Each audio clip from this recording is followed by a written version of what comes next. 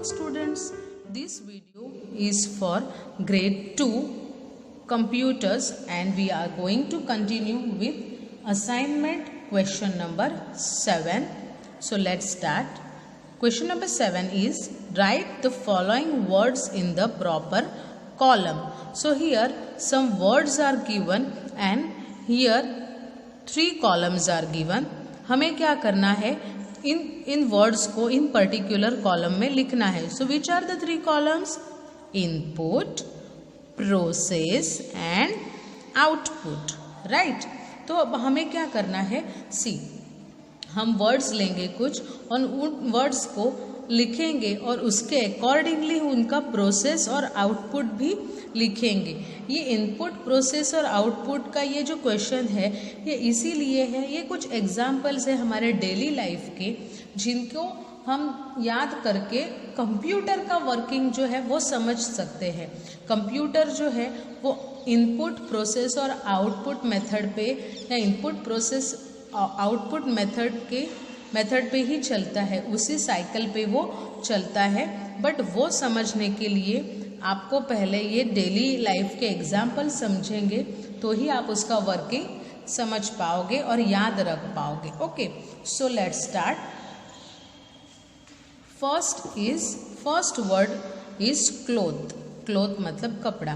तो cloth, when we get a cloth what do we do? Yes, we stitch it. तो stitch is process.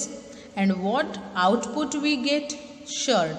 So shirt is output. So cloth, stitch, shirt.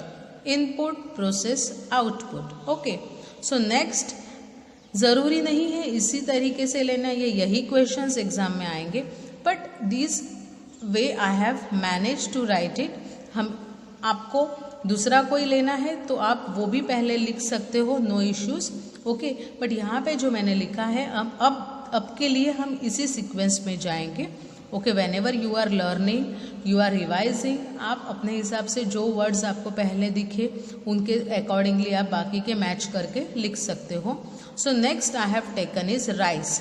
So rice, so when we took rice as a input, तो उसके बाद उसका process क्या होगा, तो उस rice को डाला कुकर में, तो cooker is a process and the output we get is pulao. So pulao is output. So rice, cooker, pulao. Okay, next is CD. When we take a CD and insert it, हम जब CD CPU के अंदर डालते हैं तो क्या होता है, CD is input, CPU is process and the output we get is music. मतलब हमें गाने सुनाई देते हैं. ओके, तो CD, CPU, music. Next I have taken is corn. Corn मतलब मकई. Okay, corn you all know. जब corn को आपने देखा होगा, आप जब मूवीज़ देखने जाते हो तब वो corn जो है वो मशीन में डाला जाता है. एक मशीन होती है, उस corn को मशीन में डाला जाता है तो मशीन में उसका प्रोसेस होके we get popcorn as a output. So corn, machine, popcorn. Okay. Now next is dough. What is the meaning of dough?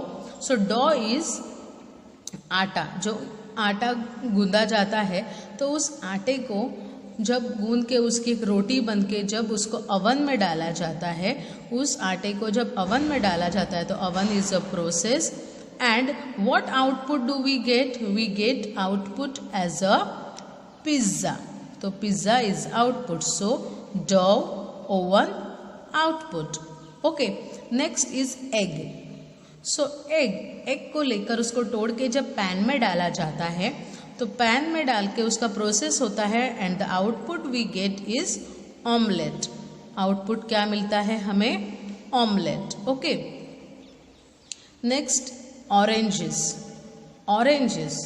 Oranges को जब छील के हम जूसर में डालते हैं तो जूसर में क्या होता है, उसका प्रोसेस होता है. जूसर में उसका प्रोसेस होता है and we get juice as a output. So oranges, juicer, juice.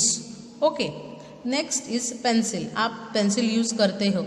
Okay, उस पेंसिल को जब आपको शार्प करना हो तब हम उस पेंसिल को किससे शार्प करते हैं? शार्पनर से. तो शार्पनर में उसका प्रोसेस होता है। And what output we get, a sharpen pencil, जो एक शार्प पेंसिल जो है, जो नोक वाली पेंसिल है, वो हमें एज अ आउटपुट मिलती है। तो sharpen pencil is output. Okay, next dirty clothes. आप जब खेल के बाहर से आते हो तब आपके कपड़े कैसे होते हैं, गंदे होते हैं। तो वो डर्टी क्लोथ्स को मम्मा क्या करती है, आपकी वॉशिंग मशीन में डालती है। तो वॉशिंग मशीन में उसका प्रोसेस होता है, और वॉशिंग मशीन में जब प्रोसेस होता है, what output we get, clean clothes as a output. वो कपड़े की मैल सारा निकल जाता है और साफ कपड़े हमें धुल के बाहर मिलते हैं, तो वो हमारा आउटपुट है। Now last one is bread. Okay, तो ब्रेड आप लेते हो, उस ब्रेड को बटर लगा के आप जब टोस्टर में रख देते हो, तो टोस्टर में उसका प्रोसेस होता है, और जब थोड़ी देर के बाद हमें आउटपुट क्या मिलता है, टोस्ट। जो ब्रेड है उनका टोस्ट बन जाता है, और वो टोस्ट हमें एज अ आउटपुट मिलता है। So bread, toaster, toast.